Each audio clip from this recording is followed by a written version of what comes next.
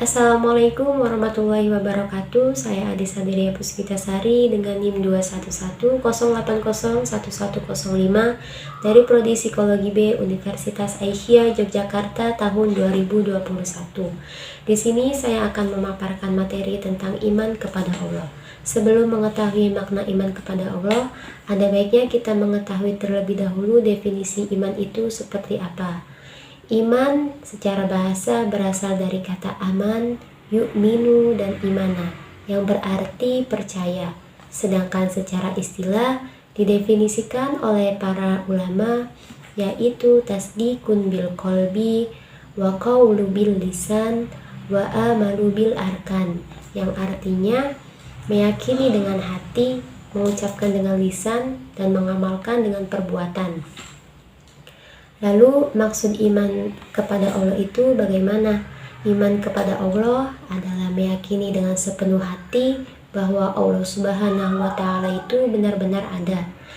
Dialah Rob dengan pemilik segala sesuatu. Dialah satu-satunya pencipta dan pengatur alam semesta, dan dialah satu-satunya yang berhak kita sembah. Adapun dalil yang mengutip tentang iman kepada Allah terdapat pada Quran Surat Al-A'raf ayat 54 yang artinya, sesungguhnya Rabbmu ialah Allah yang telah menciptakan langit dan bumi dalam 6 masa. Lalu dia bersemayam di atas arasy.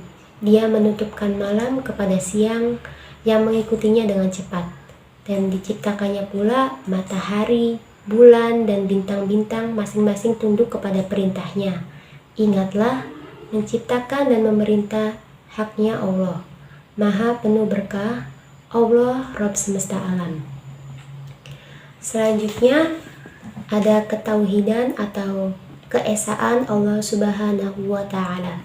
Tauhid berdasarkan ilmu syariat berarti mengesahkan Allah dalam suatu hal yang merupakan kekuasaannya, yaitu berupa rububiyah, uluhiyah, dan asma wa sifat.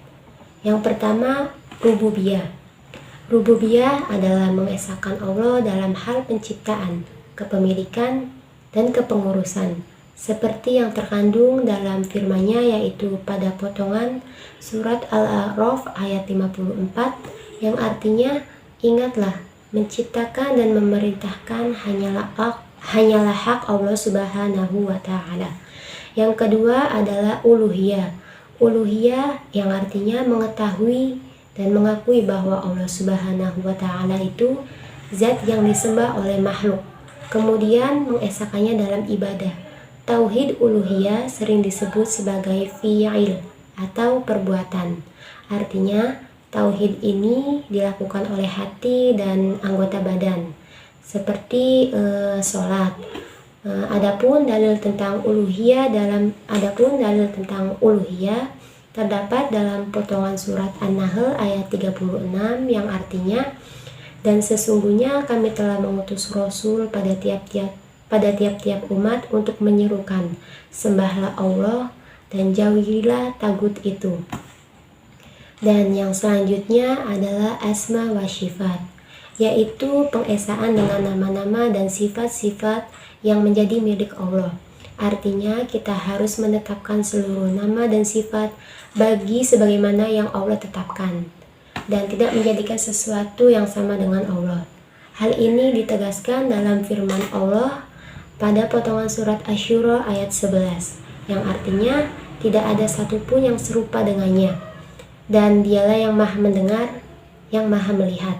Selanjutnya, contoh perilaku iman kepada Allah dalam kehidupan sehari-hari yang penerapannya bisa dilakukan dengan cara berikut. Yang pertama, melaksanakan perintah Allah dalam bentuk ibadah. Yang kedua, melaksanakan sholat atau mendirikan sholat.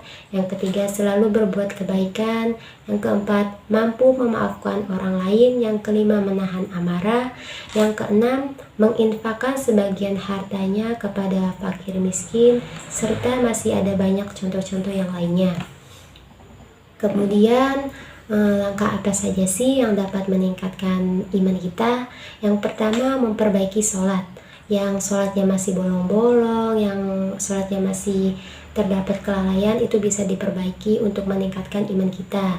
Yang kedua, mentadaburi Al-Quran. Yang ketiga, berkumpul dengan orang-orang yang soleh. Yang keempat, mengikuti majelis ilmu dan mempelajari ilmu pengetahuannya. Dan yang kelima, evaluasi diri serta masih ada banyak contoh-contoh atau perbuatan-perbuatan yang dapat meningkatkan iman kita. Selanjutnya mungkin hanya itu saja materi yang dapat saya sampaikan. Materi ini saya dapatkan dari beberapa sumber, diantaranya dari sumber belajar Kemendikbud.go.id, dari Muslimah.or.id, dari islampost.com, dari cerdika.com, dari dalamislam.com, dan dari PowerPoint yang telah diberikan oleh Bapak Nurdin. Terima kasih saya ucapkan. Billahi taufiq wal hidayah. Wassalamualaikum warahmatullahi wabarakatuh.